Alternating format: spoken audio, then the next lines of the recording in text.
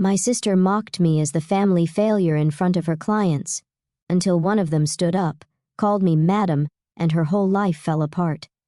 The crystal chandeliers of Loom cast elegant shadows across white tablecloths as I adjusted my simple black blazer. A deliberate choice for my plain, poor wardrobe. Victoria, my older sister, held court at the center table, her Chanel suit and perfect highlights screaming old money to her wealthy clients. I watched her lean in, that familiar conspiratorial smile playing across her lips as she stage-whispered about her struggling sister. I'm Olivia Thorne, though my family prefers to call me Liv, diminutive, like everything else they think about me. At 34, I'm supposedly the family disappointment, the cautionary tale Victoria loves to share with her investment clients. Poor Liv, she'd say, still living off her savings, couldn't hack it in finance. If they only knew those savings were worth $4.2 billion as of this morning's market opening. Liv, darling. Victoria's voice carried that precise mix of pity and condescension she'd perfected over years of practice. So glad you could join us, though. She glanced meaningfully at my off-the-rack blazer. You really should have mentioned it was at Loom. You could have borrowed something more appropriate. I took my assigned seat, the one furthest from her important clients, of course. The blazer's comfortable, I replied, watching her wince at such a pedestrian consideration as comfort. This is Harrison Blake, Victoria gestured to the distinguished-looking man beside her. He's considering having our firm manage his technology portfolio. Her emphasis on our made it clear which sister she meant. Harrison, this is my sister Liv. She used to work in finance, too, before I decided corporate life wasn't for me. I finished smoothly, accepting the wine list from the sommelier. Victoria's eyes narrowed slightly. She'd been hoping I'd let her finish the story about my supposed burnout and breakdown. Ah, yes. Harrison smiled politely. Victoria mentioned you're between opportunities right now. Must be difficult in this economy. I caught the sommelier's eye. The Chateau Petrus Rothschild, 1982, please. Victoria's perfect eyebrows shot up. That bottle cost more than what she thought I made in a month. Put it on my usual account, Jean-Marc. Of course, Miss Thorne. Your regular table is available if you'd prefer. This is fine for tonight, I cut in smoothly, watching Victoria's expression shift from surprise to suspicion. She'd never seen me here before, yet the staff clearly knew me well. Liv, she hissed once Jean-Marc left. You can't afford that wine. I'll have to cover it.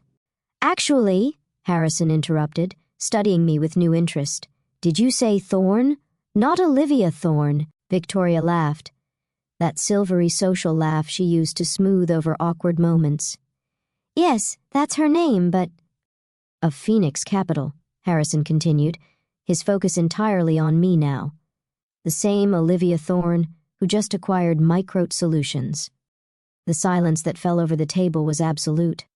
Victoria's wineglass stopped halfway to her lips. Her junior associate nearly dropped his phone. Harrison Blake, one of her biggest potential clients, was looking at me like he'd just discovered gold. Microte was undervalued, I said simply. Their AI division alone was worth twice the market cap. That was a $3 billion acquisition, Harrison said slowly. Cash offer, if I remember correctly. Victoria's face had gone from cream to paper white. There must be some mistake, she managed. Liv works from her apartment. She barely makes ends meet. She runs one of the most successful private equity firms in the country, Harrison finished. I can't believe I didn't recognize you immediately. Your hostile takeover of Bennett Industries last year was brilliant. I smiled, remembering that deal. Victoria had spent weeks mocking my unemployed status during that acquisition, never realizing I was the anonymous buyer dismantling her client's company piece by piece. You're not... Victoria stuttered, her perfect composure cracking. Between opportunities, I supplied helpfully. No, I'd say I'm exactly where I plan to be. I turned to Harrison. Though I should mention I've had my eye on Blake Technologies for a while. Your quantum computing patents are particularly interesting. Harrison's eyes widened. We're not for sale. Everything's for sale at the right price, I replied, accepting the wine as Jean-Marc returned. "By the way, Victoria, don't worry about the wine. I own the restaurant. Have since last year." Victoria's hands were trembling now. The careful narrative she'd built about her failure of a sister was crumbling in front of her most important client. "Why didn't you tell me?" she whispered. "You never asked," I said simply. Too busy telling everyone how I couldn't handle the pressure, how I was living off dwindling savings. It's amazing how much you can accomplish when people underestimate you. Harrison was already pulling out his business card. "I'd love to discuss those patents further, Miss Thorne. Perhaps a private meeting." Of course, I took the card, knowing it would cost Victoria her biggest potential client. "I have an opening tomorrow at my office, the one in the building I bought from Victoria's firm last month. They don't know that yet, but the announcement goes out in the morning." Victoria knocked over her water glass. "The Madison Building. But that's our headquarters." "Was your headquarters," I corrected gently. Amazing how many properties you can acquire when your own sister tells everyone you're unemployed. No one even thought to check who was behind the holding company making the offers. The rest of dinner passed in a blur of revelations. Every dismissive story Victoria had ever told about me was unraveling. Every client at the table was suddenly realizing they were dining with someone far more powerful than their wealth manager. As coffee was served, my phone buzzed with a news alert. I smiled, turning the screen toward Victoria. "Oh, look, Forbes just released their 40 under 40 list. Guess who made the cover?" She stared at my photo, and the headline declaring me investment's new queen, and something finally broke. "All this time," she whispered. "Every dinner where I pitied you, every client I told about my poor struggling sister was free advertising," I finished. "Nothing makes people underestimate you quite like family convinced of your failure." I stood, straightening my deliberately modest blazer. "Harrison, I'll have my office send over the acquisition paperwork in the morning. Victoria, you might want to start looking for new office space.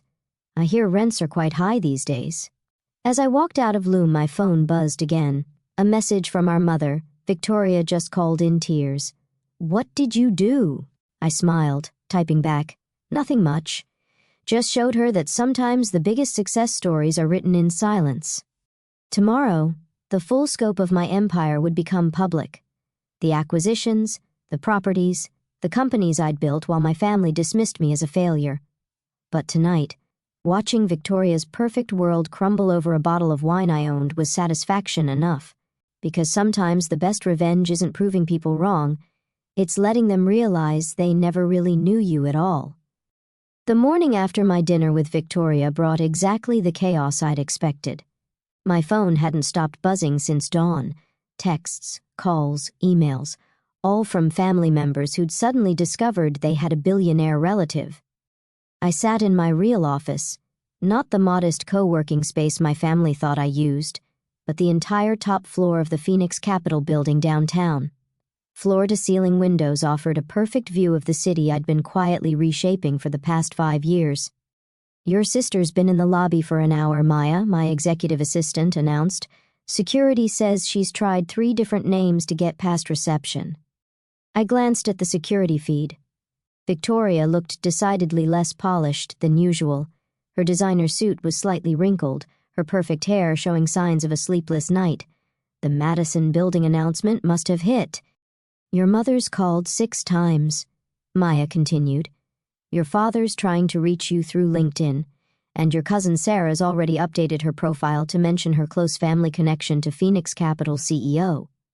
I smiled, opening my laptop to review the morning's news. Phoenix Capital acquires Madison Building in surprise move. Olivia Thorne, the silent billionaire, investment's hidden queen. How one woman built an empire in secret. My phone buzzed again. A text from Harrison Blake, impressive press. "When can we discuss those patents?" Before I could reply, Maya's voice came through the intercom. "Your brother Thomas is here. He's with your father." That was unexpected. Thomas usually avoided family drama, preferring to stay neutral in his role as a mid-level manager at our father's consulting firm. "Send them up." They entered like men approaching a stranger's territory, which in a way they were. Dad's eyes swept the office, taking in the pristine modern design, the wall of business awards, the view that proved just how high his youngest daughter had climbed. Quite an office, he managed finally. Better than the sad little apartment you said I should be embarrassed to work from. I kept my voice neutral, remembering last Christmas when he'd lectured me about wasting my potential. Olivia, Thomas stepped forward. We need to talk about Victoria. Of course, they weren't here to apologize or understand. They were here to manage the family crisis. She's destroyed, Thomas continued. The Madison building was her biggest client portfolio. Without it, she'll have to actually earn her success instead of riding on client connections and family names, I supplied. You could have warned us, Dad burst out. All these years watching us worry about you, letting you think exactly what you wanted to think, I cut in. When did any of you actually ask about my work, my goals, my dreams? Victoria was too busy using me as her cautionary tale. You were too convinced I'd failed by choosing my own path. But billions. Dad sank into one of my visitor chairs. How did we not know? I walked to my window, looking out at the Madison building where Victoria's firm would soon be vacating. Remember when I left Harrison Corp 5 years ago? When Victoria told everyone I'd had a breakdown? They nodded. That story had become family legend. Poor Liv couldn't handle the pressure, ran away from a promising career. I left because I saw an opportunity everyone else missed. Tech companies were undervalued, ripe for acquisition. But I knew how this family operates. If I'd announced my plans, you'd have tried to control everything, direct my investments, manage my choices, just like you always had. We were trying to help, Dad protested. No, I turned back to face them. You were trying to control, so I let you think I'd failed. Used my trust fund as seed money, lived modestly, worked in secret. Every time Victoria mocked my little apartment, she had no idea I owned the building. Every time you lectured me about responsibility, I was closing million-dollar deals. And now? Thomas asked quietly. Why reveal everything now? I smiled, picking up a folder from my desk. Because now I'm fully positioned. Every property, every acquisition, every piece exactly where I need it to be. I handed him the folder, including Dad's company. Dad stood up so fast, his chair nearly toppled. What? Phoenix Ventures, the holding company that's been buying shares in your consulting firm for the past year. That's me. As of this morning, I own 51% of Thorne Consulting. Thomas opened the folder, scanning the documents with growing disbelief.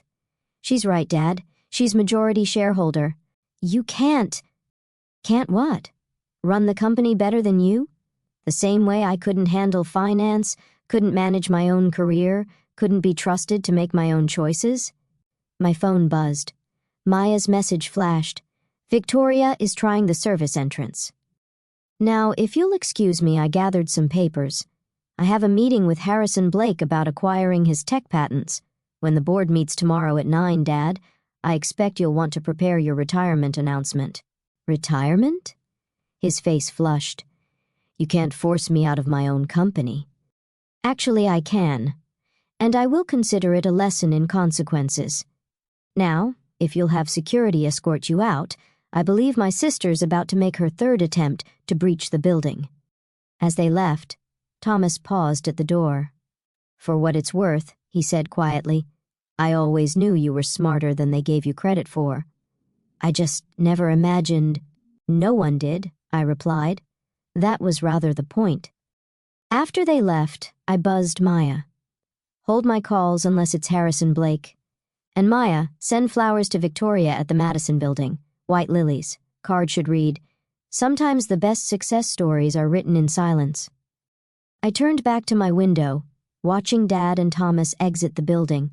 My phone buzzed again. A message from our mother, family dinner tonight. We need to discuss this as a family. I typed back, can't make it. Board meeting prep. But feel free to discuss my billions without me. You've had plenty of practice discussing my failures. Because this was just the beginning. Victoria's client exodus was about to start. Dad's retirement would shake the consulting industry. In my family, they were about to learn that sometimes the person they wrote off as a failure was actually writing their ending. The boardroom of Thorne Consulting looked exactly as I remembered it from childhood, all dark wood and leather chairs designed to intimidate. I'd spent countless hours here as a girl, watching my father command his empire while telling me I wasn't cut out for real business. Now, at 8:55 a.m., I sat in his chair, reviewing the documents that would reshape our family legacy forever. The other board members filed in slowly, their usual confidence replaced by uncertain glances and whispered conversations.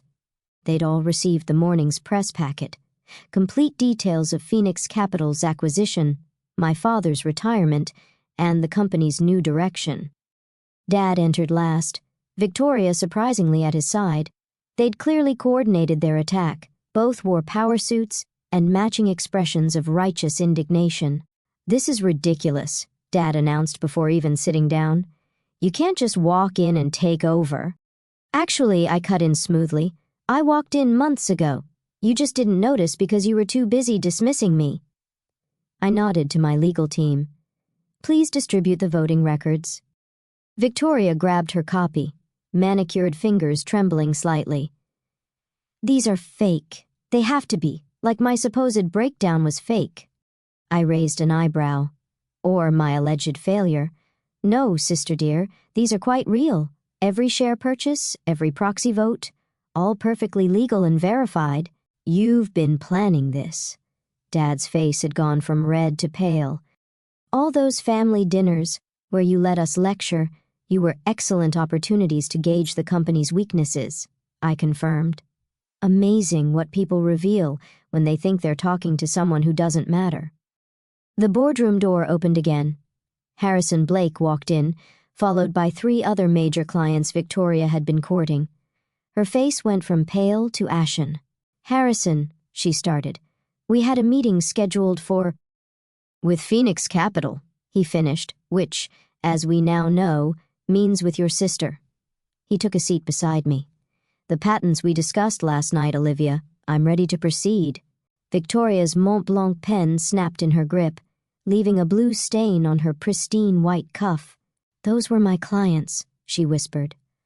"We're being the operative word," I agreed. "Just like this was Dad's company. Things change, especially when you spend years underestimating the wrong person." I stood, straightening my designer suit. No more playing poor, no more hiding my success. Let me be clear about what happens next. Dad, you'll announce your retirement effective immediately. Victoria, your position as head of client relations is terminated. The rest of the board can either adapt to new leadership or tender their resignations. "You can't." Dad started again, but I held up my hand. "Actually, I can, and I have. But here's what's interesting. I didn't have to." I clicked a remote, bringing up financial projections on the wall screen. The company's been mismanaged for years. Client retention is down 40%. Innovation is stagnant. You've been coasting on old relationships while the market evolved. The board members shifted uncomfortably. They'd known this but had been too afraid to challenge my father. "In the past 6 hours," I continued, "Phoenix Capital has received 14 inquiries from major clients looking to transfer their business. Apparently, they prefer working with the sister who built a billion-dollar empire in secret over the one who spent her time mocking others' failures." Victoria stood abruptly. "This is about revenge, about making us pay for not believing in you." "No," I said quietly. "This is about business. You taught me that. Remember all those times you told clients about your pathetic little sister? Well, now they know which sister they should have been watching." My phone buzzed. "A message from Maya. Your mother's here with your Aunt Patricia." Perfect timing. "Send them in," I instructed through the intercom. Mom burst through the door, Aunt Patricia right behind her. They froze at the sight of the assembled board, the clients, the clear shift in power dynamics. "Olivia," Mom started, her society smile wavering. "Darling, this has gone far enough. We're family." "Funny," I interrupted. "We weren't family when you let Victoria spread rumors about my mental health. We weren't family when you excluded me from events because I was embarrassing. We weren't family last month when you all laughed about my sad little startup at Sunday dinner. I clicked through to the next slide. Phoenix Capital's complete portfolio. Properties, companies, investments spanning 6 continents. We're only family now because I'm worth billions. And that's exactly why this company needs new leadership. The board won't stand for this. Dad tried one last time. The board already has. I nodded to Harrison, who produced another folder. As of this morning, he announced, Phoenix Capital has voting agreements with 82% of shareholders. This transition is happening. Robert, the only question is whether you'll retire gracefully or be removed. Dad slumped in his chair, decades of authority draining away. Victoria's perfect makeup couldn't hide her tears.